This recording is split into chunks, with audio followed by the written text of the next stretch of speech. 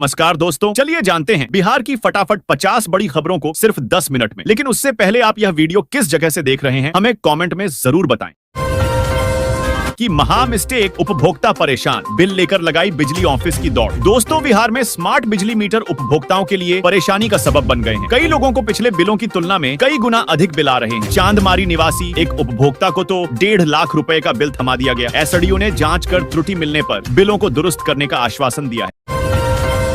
राजगीर को आज बड़ी सौगात देंगे सीएम नीतीश। जरासंध की 21 फीट ऊंची मूर्ति का करेंगे अनावरण। दोस्तों, बिहार के पर्यटन स्थलों में से एक राजगीर को आज मुख्यमंत्री नीतीश कुमार एक और बड़ी सौगात देने वाले हैं। सीएम आज महान योद्धा जरासंध की प्रतिमा का अनावरण करेंगे। यह प्रतिमा 21 फीट ऊंची है। पढ़ें पूरी खबर। बिहार के सीएम नीतीश कुमार आज 8 मार्च को राजगीर में मगध के चक्रवर्ती सम्राट व महाभारत के समय के महान योद्धा जरासंध की प्रतिमा का अनावरण करेंगे। इसके अलावा सीएम स्मारक नवनिर्मित पक्षीशाला का भी उद्घाटन करेंगे। सीएम के इस कार्यक्रम को लेकर जरासंध स्मारक स्थल को रंग बिरंगे फूलों और अलग अलग तरह के पौधों से सजाया गया है।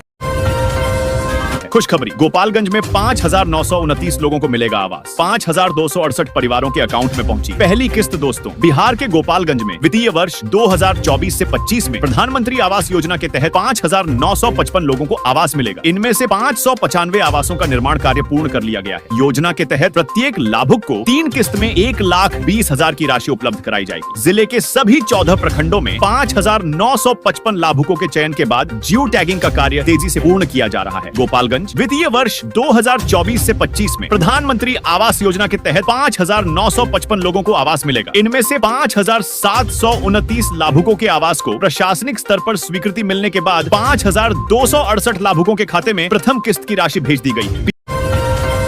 बिहार का पहला हाइड्रोजन प्लांट इस जिले में ईंधन के क्षेत्र में आएगी क्रांति। पहली दफा बसों का होगा संचालन। दोस्तों, बिहार का पहला हाइड्रोजन प्लांट बेतिया में लगाया जाएगा। इससे ईंधन के क्षेत्र में क्रांति आएगी। बिहार का पहला हाइड्रोजन फ्यूल प्लांट कुमारबाग के औद्योगिक क्षेत्र में स्थापित किया जाएगा। यह एक पायलट प्रोजेक्ट होगा जिस पर कुल 56 करोड़ रुपए खर्च किए जाएंगे। पर्यावरण संरक्षण को ध्यान में रखते हुए देश के विभिन्न हिस्सों में ऐसे प्रोजेक्ट शुरू किए जा रहे हैं। बिहार सरकार ने इस प्लांट के लिए एक एमओयू पर हस्ताक्षर कर दिया है और भूमि चिन्हित करने की प्रक्रिया जारी है।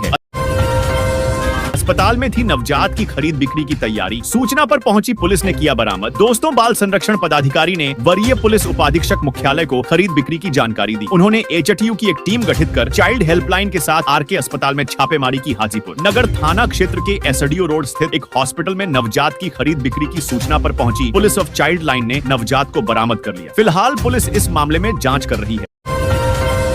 पटना घाट से इस वर्ष जुड़ जाएगा जेपी गंगा पथ। पूर्वी और पश्चिमी भाग के बीच सुहाना होगा सफर। दोस्तों, मंत्री नितिन नवीन ने गुरुवार को जेपी गंगा पथ के अंतिम सेगमेंट का निरीक्षण किया। इस दौरान उन्होंने कहा कि आगामी 31 मार्च से कंगन घाट से दीदारगंज तक गाड़ियां दौड़ने लगेंगी। इस तरह दीघा से दीदारगंज तक जेपी गंगा पथ की लंबाई 21 किलोमीटर हो जाएगी, जिससे पटना के पूर्वी तथा पश्चिमी भाग के बीच आवागमन सुगम हो जाएगा।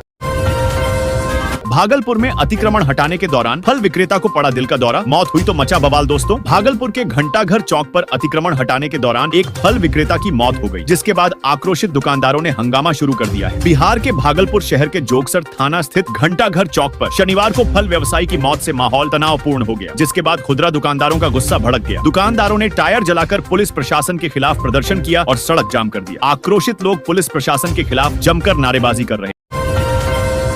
होली से पहले किसानों के खातों में 20वीं किस्त के 4,000 रुपए जल्दी जाने। दोस्तों, प्रधानमंत्री नरेंद्र मोदी ने किसानों की मदद के लिए प्रधानमंत्री किसान सम्मान निधि पीएम किसान योजना शुरू की है। इस योजना के तहत पात्र किसानों को सालाना 6,000 रुपए 3 किस्तों में दिए जाते हैं। यह पैसा किसानों की आय बढ़ाने और खेती के खर्चों में मदद करने के लिए दिया जाता है। मार्च 2025 में प्रधानमंत्री मोदी ने पीएम किसान योजना की 19वीं किस्त जारी की थी। इस किस्त में लगभग 9.8 करोड़ किसानों के खाते में 22,000 करोड़ रुपए भेजे गए। अब किसान 20वीं किस्त का इंतजार कर रहे हैं, जो मार्च 2025 में जारी हो सकती है।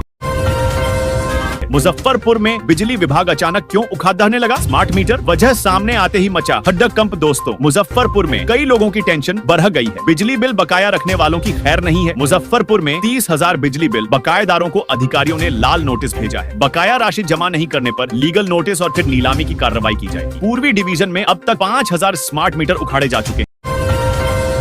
में। बिहार के इन 8 जिलों में 120 की रफ्तार से दौड़ेंगी गाड़ियां। गोरखपुर सिलीगुड़ी 6 लेन एक्सप्रेसवे को मिली हरी झंडी। दोस्तों, बिहार के इंफ्रास्ट्रक्चर को नई रफ्तार देने के लिए केंद्र सरकार ने Gorakhpur Siliguri 6 lane greenfield expressway project को मंजूरी दे दी है। 568 किलोमीटर लंबे इस हाई स्पीड एक्सप्रेसवे का 73% हिस्सा यानी 417 किलोमीटर बिहार से होकर गुजरेगा। केंद्र सरकार ने Gorakhpur Siliguri 6 lane greenfield expressway project को मंजूरी दे दी है, जिससे बिहार के ट्रांसपोर्ट नेटवर्क को नई रफ्तार मिलेगी। 568 किलोमीटर लंबे इस एक्सप्रेसवे का 73% यानी 417 किलोमीटर हिस्सा बिहार में बनेगा, जिससे राज्य के 8 जिलों को सीधा लाभ मिलेगा। यह एक्सप्रेसवे उत्तर प्रदेश के गोरखपुर से शुरू होकर पश्चिम बंगाल के सिलीगुड़ी तक जाएगा, जिससे उत्तर बिहार से पूर्वोत्तर और दिल्ली जैसे बड़े शहरों का सफर सुगम होगा।